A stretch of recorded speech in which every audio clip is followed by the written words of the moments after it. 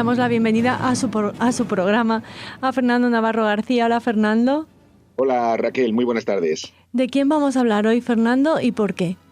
Bueno, hoy vamos a hablar de un personaje de luz dentro de o bajo el Tercer Reich, que es Gregor Elser.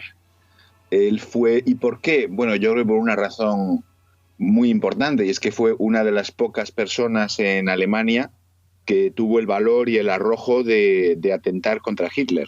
Y a punto estuvo de matarlo. Yo creo que ha sido este atentado fallido, hay que decirlo ya, contra Hitler, junto con el de Stauffenberg, la Operación Valkyria, han sido los dos atentados que más cerca estuvieron de acabar con la vida de este tirano. Uh-huh. Y en ambos casos, además, salvó la vida de una forma absolutamente fortuita. Él siempre, Hitler, el tirano, siempre asoció el haber escapado vivo a estos dos atentados a la providencia, como él decía, ¿no? Él estaba convencido, y esto le reafirmó en sus teorías, de que era un personaje señalado por la providencia para seguir vivo mientras no alcanzara su meta, ¿no? Que era ese Reich de los 1000 años.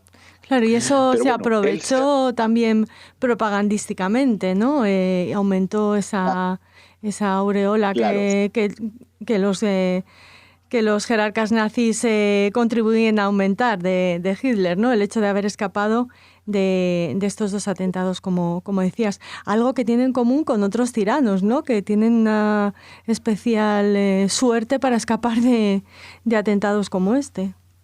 Sí, es verdad. Es verdad. Y tienes toda la razón en que los nazis, y sobre todo la propaganda nazi, utilizó cada atentado fallido. Fueron muchos los que sufrió Hitler. Lo que pasa es que la mayoría de ellos quedaron únicamente en grado de tentativa, no llegaron a ejecutarse.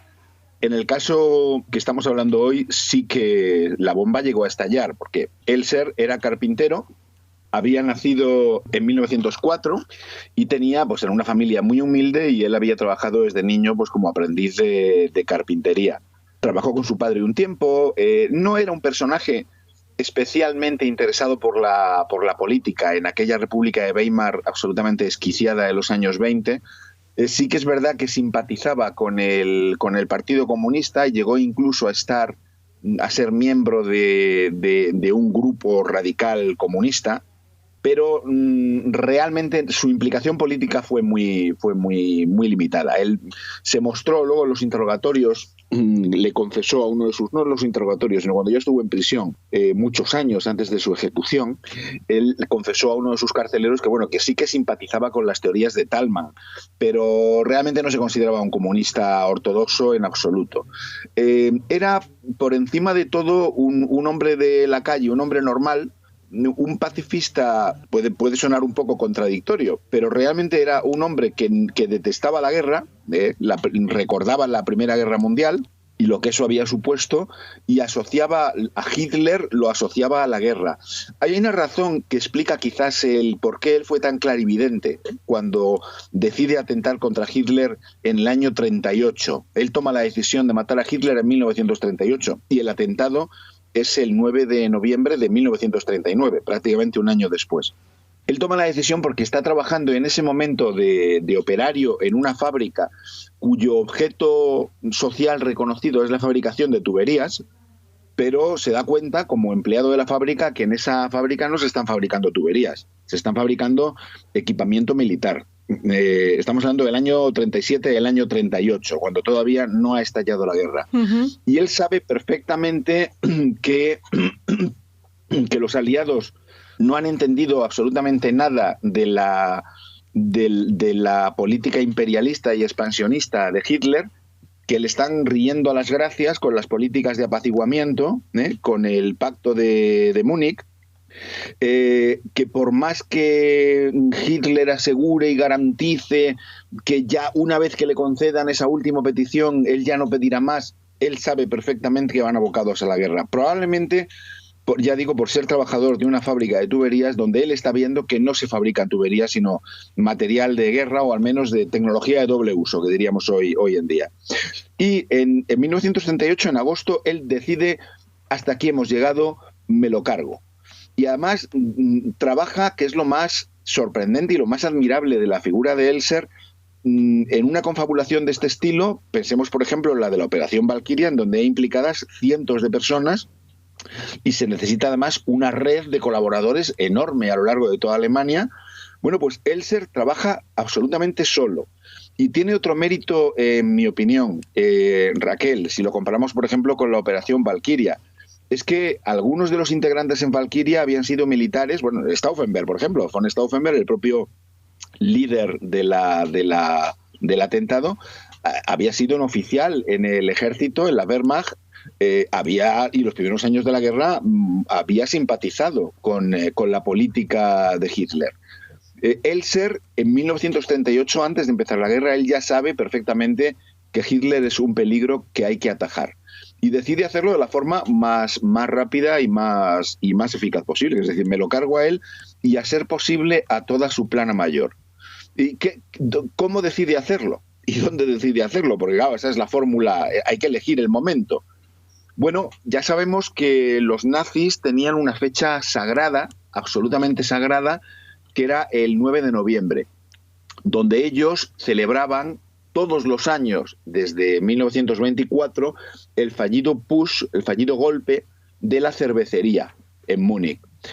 Ya conocemos aquel intento fallido de golpe de Estado de Hitler con Ludendorff y unos cuantos más, que terminó afortunadamente en fracaso, aunque luego le sirvió también como plataforma promocional y publicitaria, ¿no? Estuvo muy poquito tiempo en la prisión, escribió Mi lucha y salió reforzado. Bueno, pero después de aquel fallido golpe del 9 de noviembre del 24, los nazis ese día lo sacralizaron. Lo convirtieron en un día básico de reivindicación del partido y de las ideas del partido nazi. Todos los años, el 9 de noviembre, Hitler y toda la plana mayor del Partido Nacional Socialista de los Obreros Alemanes se juntaban en la cervecería y Hitler soltaba un discurso, una de sus peroratas habituales, que solía ser de 2 horas. Eran discursos muy largos. Allí estaban todos, allí estaba Goebbels, estaba Heydrich, estaba Rosenberg, Streicher, el propio Himmler estaba también, Robert Ley. Estamos hablando de la gran cúpula del partido nazi. Bien, pues lo que hace Elser es, durante varios meses previos al previsible discurso de 8 de noviembre del 39 en esa cervecería, él se hace cliente asiduo de la cervecería, se toma una cerveza escasa. De hecho, es una de las razones por las que le reconocen luego los interrogatorios. Este es el alemán con acento suavo que solo se tomaba una cerveza. Uh-huh. Él durante 2 meses va a la cervecería, se cuela dentro, consigue meterse dentro cuando ya la evacúan, cuando ya cierran el local, pasa la noche dentro del local, insisto, durante varios meses, excavando en la columna donde él ya se ha documentado que habitualmente todos los años en esa columna Hitler perorata, suelta su discurso de 1h30 o 2 horas. En esa columna consigue meter una bomba de relojería que ha diseñado él, con un sistema además de silenciador avanzadísima para la tecnología de la época, Raquel. Este hombre, ya digo, que tiene un mérito brutal. Y consigue, durante las 30 o 35 ocasiones 30 o 35 noches que pasa allí, espera a que abran a las 6:30 de la madrugada la cervecería, que se abra el local otra vez al público, y entonces él aprovecha para, en las 35 ocasiones que se supone que estuvo adentro, salir por una puerta lateral sin que nadie le vea. Bueno, pues llega el famoso día, 8 de noviembre, y Hitler va allí. Pero claro, el 8 de noviembre del 39, ¿qué ha ocurrido en Europa? Pues ya ha empezado la guerra. Uh-huh. Claro, cuando él en agosto del 38 decide matar a Hitler y empieza a tramar su plan, no ha empezado la guerra. Pero el 8 de noviembre del 39, que es cuando toca el discurso de celebración del fallido golpe, la guerra ya ha empezado. Y en ese momento Hitler tiene la cabeza en otro tipo de problemas. Con lo cual se suman 2 temas. Uno, él tiene que desplazarse con urgencia a otra población, tiene que estar en Berlín. Se anuncia además muy mal tiempo, con lo cual le recomiendan que salga antes de lo habitual para que no le pille niebla. y lo que hacen es adelantar el horario del discurso.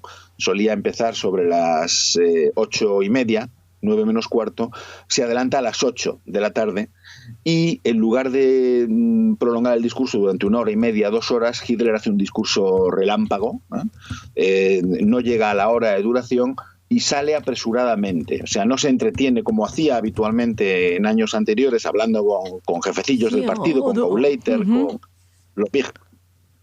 Y sale corriendo para coger el avión. 10 minutos después, la bomba estalla, mueren 8 personas, 7 de forma inmediata, una octava murió unos días después a resultas de las heridas, pero ninguno de los grandes gerifaltes nazis falleció, porque salieron todos en plan cortesanos detrás de Hitler, ¿no?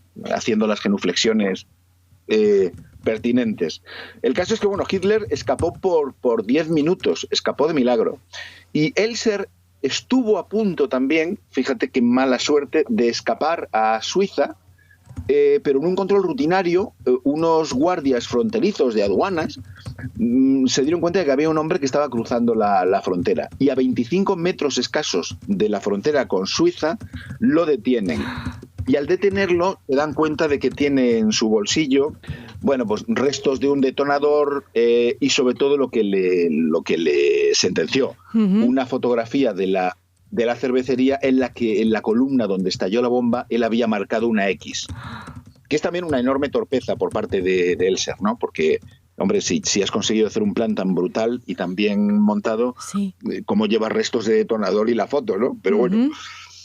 El caso es que, bueno, por no hacerlo muy largo y respetar el tiempo que tenemos en nuestro programa, pero a él lo torturan, lo llevan a la Gestapo en Berlín, allí lo someten a 5 o 6 días de un interrogatorio intensivo con unas torturas brutales, le deforman por completo el rostro y consiguen que confiese que efectivamente ha sido él quien ha puesto la bomba. Es verdad que los nazis intentaron por todos los medios que él confesara que había sido un complot bien de los ingleses o bien de los comunistas. Pero claro, no podía hacerlo porque lo hizo, como decías, en solitario, absolutamente. Exacto. Él actuó totalmente en solitario. Y no lo mataron, como podríamos imaginar, ¿no? Con la barbarie nazi de Hitler. Curiosamente, a este tipo de personas las quería analizar como si fuera un entomólogo, ¿no? Y entonces lo detuvo en un campo de concentración, que no de exterminio, lo detuvo durante toda la guerra, fíjate, desde el año 39 hasta principios de abril, que ordena su ejecución. Lo tuvo en el campo para prisioneros destacados, donde estuvo Bonhoeffer, por ejemplo, o el propio Canaris. Justo al final de la guerra no se le trató mal, no se le torturó, incluso le llegaron a ofrecer ciertas facilidades para que pudiera pasar el rato, una mesa de carpintería, etc. Pero al final de la guerra hay una orden secreta que se ha conservado en donde se le pide a un SS que lo liquide, a él y al resto de prisioneros especiales que había en ese campo. Pero en el caso de Elser se pide expresamente que lo maten, pero que parezca que ha muerto a resultas de los bombarderos aliados, que en esa época, pues te puedes imaginar en Berlín cómo estaba la ciudad, ¿no? De machacada. Y así hacen, ¿no? Entran en su celda, le pegan un tiro en la nuca, lo matan, y el informe oficial es que ha muerto por resultado de un bombardeo aliado, ¿no? Bien, este personaje es un personaje grandioso, sobre todo por el valor que tuvo, por la fecha en la que decidió cometer el atentado, cuando nadie todavía veía lo que iba a ser Hitler, ¿no? Lo que ya era, pero cómo se iba a manifestar. Y sobre todo por trabajar en solitario, ¿no? Y lo bien que lo hizo, porque la verdad es que su plan, si analizamos las dificultades que tuvo que sortear y los recursos que tenía y la formación que tenía, es para quitarse el sombrero, vamos, es admirable. No se le ha reconocido hasta hace relativamente poco, hasta los años 90, en Alemania no se le ha reconocido adecuadamente el valor y la importancia que tiene esta figura. Sí se reconoció a Stauffenberg y a los miembros de la Operación Valquiria, ¿no? Y está muy bien que se reconociera. Pero Elser, ya digo, fue anterior a ellos, vio el peligro mucho antes y se atrevió él solo, frente a toda la maquinaria implacable del nazismo, que ya se estaba demostrando lo que era en 1939, ¿no?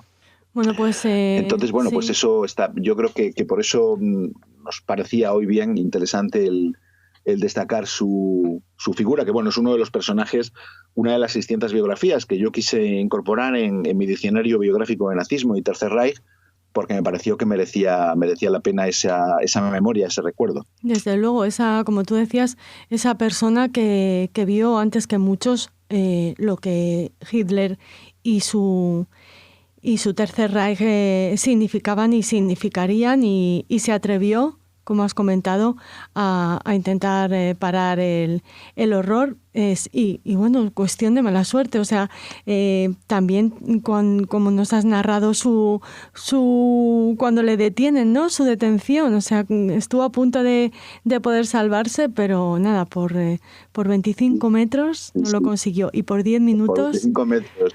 No pudo acabar con son esas casualidades. Uh-huh. Esas casualidades de la vida, ¿eh? Fíjate, por 10 minutos Hitler, porque es que hubiera muerto Hitler y toda la plana mayor del nazismo. Porque, claro, si Hitler hubiera muerto, esto ya es política ficción, ¿no? ¿Qué habría ocurrido? Bueno, pues hubiera supuesto lo hubiera ocupado un Himmler o un Goebbels, un Goering, pero estaban todos allí. O sea, hubieran fallecido con toda seguridad Hitler y toda la plana mayor nazi. O sea, el nazismo hubiera sido, la hidra del nazismo hubiera sido decapitada.